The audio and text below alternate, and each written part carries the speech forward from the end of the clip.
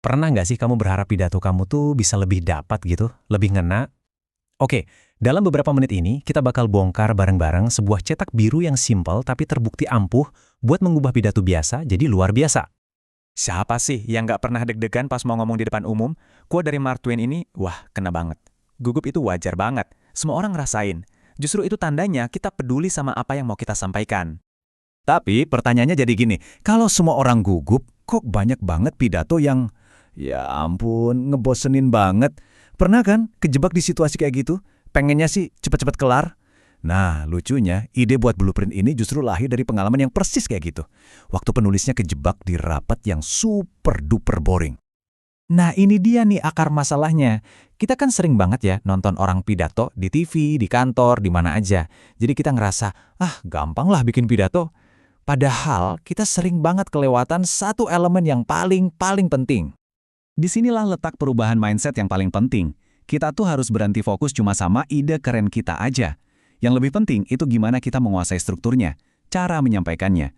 Soalnya, ide sebrilian apapun kalau strukturnya berantakan, ya bakal gagal total. Dan ini dia blueprintnya, 7 langkah simpel. Dan tahu nggak yang paling keren?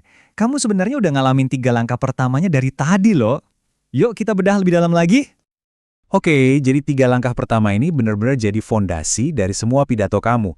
Kalau bagian ini aja kamu udah berhasil, wah sisanya bakal jauh lebih gampang. Oke, kita pertegas lagi ya tujuan ketiganya.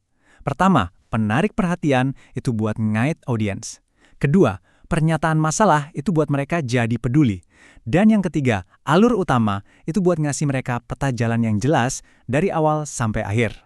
Oke, sekarang kita masuk ke jantung pidatonya nih, di mana kita benar-benar ngebangun argumen dan nunjukin solusinya.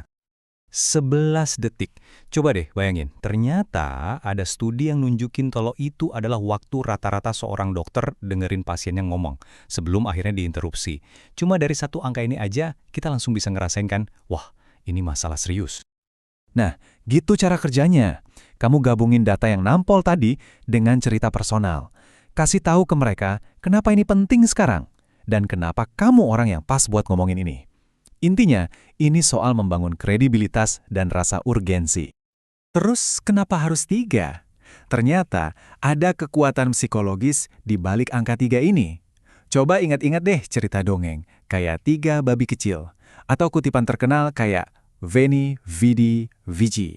Angka 3 itu rasanya pas, komplit, dan yang paling penting, gampang banget diingat. Pas kamu nawarin solusi, jangan bikin audiens pusing.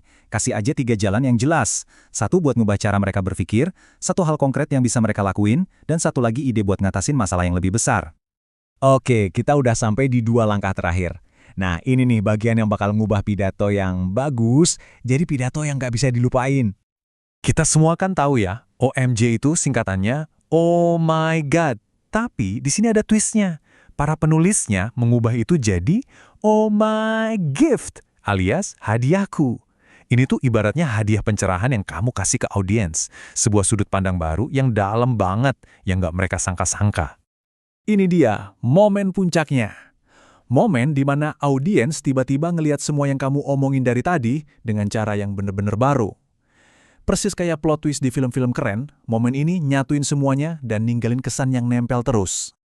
Dan terakhir, panggilan untuk bertindak atau call to action. Ini harus jadi 1 langkah yang super simpel, jelas, dan bisa langsung dilakuin. Jangan bikin mereka bingung. Kasih mereka 1 hal spesifik yang bisa mereka kerjakan begitu pidato kamu selesai. Jadi gini, pas kamu nyiapin pidato berikutnya, jangan anggap itu kayak sebuah pertunjukan. Coba pikirin kayak gini, hadiah apa sih? Entah itu wawasan baru, sudut pandang beda, atau alat yang berguna yang mau kamu kasih ke audiens kamu. Pertanyaan itulah yang bakal ngubah segalanya.